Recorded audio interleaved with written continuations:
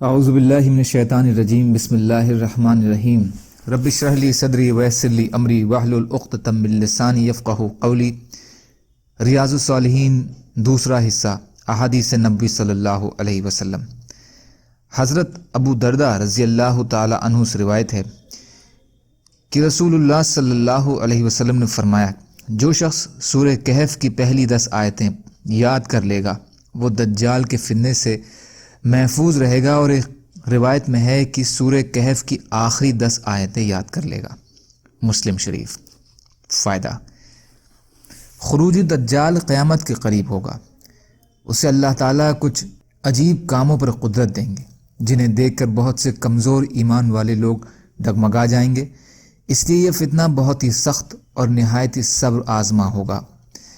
اسی لیے ہر پیغمبر نے اپنی امت کو اس سے ڈرایا، اور ہمارے پیغمبر حضور اقدس صلی اللہ علیہ وسلم نے بھی اپنی امت کو اس فتنے سے خبردار اور اس سے بچنے اور پناہ مانگنے کی تاکید و تلقین فرمائی ہے۔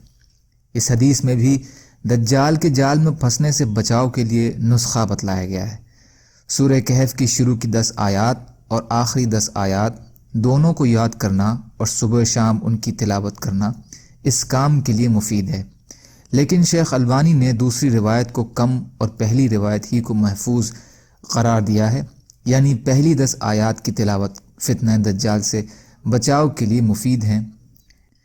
حضرت ابن عباس رضی اللہ تعالی عنہ سے روایت ہے کہ ایک بار حضرت جبریل علیہ السلام حضور اقدس صلی اللہ علیہ وسلم کے پاس تشریف فرماتے کہ انہوں نے اپنے اوپر سے ایک آواز سنی۔ انہوں نے اپنا سر اٹھایا اور فرمایا، یہ آسمان کا ایک دروازہ ہے جو آج کھولا گیا ہے، اور آج سے پہلے یہ کبھی نہیں کھولا گیا تھا، اس سے ایک فرشتہ اترا ہے۔ حضرت جبریل علیہ السلام نے فرمایا، یہ فرشتہ جو زمین پر اترا ہے آج سے پہلے یہ کبھی نہیں اترا تھا۔ تو اس فرشتے نے آپ کو سلام عرض کیا اور کہا، آپ کو 2 نوروں کی بشارت ہو جو آپ کو عطا کیے گئے ہیں، آپ سے پہلے یہ کسی نبی کو نہیں دیے گئے، ایک سورہ فاتحہ اور دوسرا سورہ بقرہ کی آخری آیات۔ آپ ان میں سے جس ایک آیات کی بھی تلاوت کریں گے، مقصد کی مناسبت سے وہ چیز آپ کو عطا کر دی جائے گی۔ نقیض کے معنی ہے آواز۔ فائدہ: اس میں سورہ فاتحہ اور سورہ بقرہ کی آخری آیات آمن الرسول سے آخر سورہ تک کی فضیلت ہے۔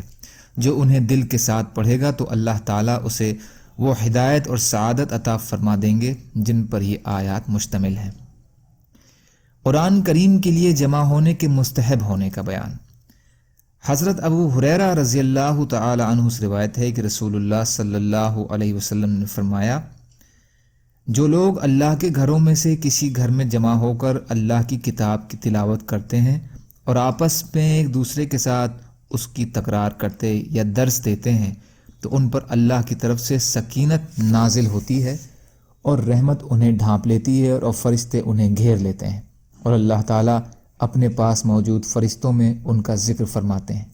مسلم شریف۔ فائدہ: یتدارسونہ کا ایک مطلب تو یہ ہے کہ ایک دوسرے کو درس دیتے ہیں، یعنی قرآن، علوم اور علم پر واد وواد کرتے ہیں۔ دوسرا مطلب ہے کہ قرآن مجید کا آپس میں دور کرتے ہیں، یعنی ایک دوسرے کو قرآن کریم سناتے ہیں۔ یہ دونوں ہی مطلب صحیح ہو سکتے ہیں کیونکہ دونوں ہی کام اچھے ہیں اور اللہ کی خاص رحمت اور رضامندی کا سبب۔ اللہ تعالیٰ کہنے سننے سے زیادہ عمل کی توفیق عطا فرمائے، اور مظلوم کشمیریوں، فلسطینیوں اور دیگر ممالک میں جہاں بھی مسلمان بھائی بہن پریشان حال ہیں، یا اللہ آپ ان کی مدد فرمائیے اور ہم کو بھی اپنی استعداد کے بقدر اپنا حق ادا کرنے والا بنائیے، آمین۔ سبحان اللہ و بحمدہ، سبحانک اللہم بحمدک، اشہد ان لا الہ الا انت، استغفرک و اتوب الیک۔ سبحان ربک رب العزت عما یصفون، وسلام علی المرسلین، والحمد للہ رب العالمین، برحمتک یا ارحم الراحمین۔ لا الہ الا اللہ، محمد رسول اللہ۔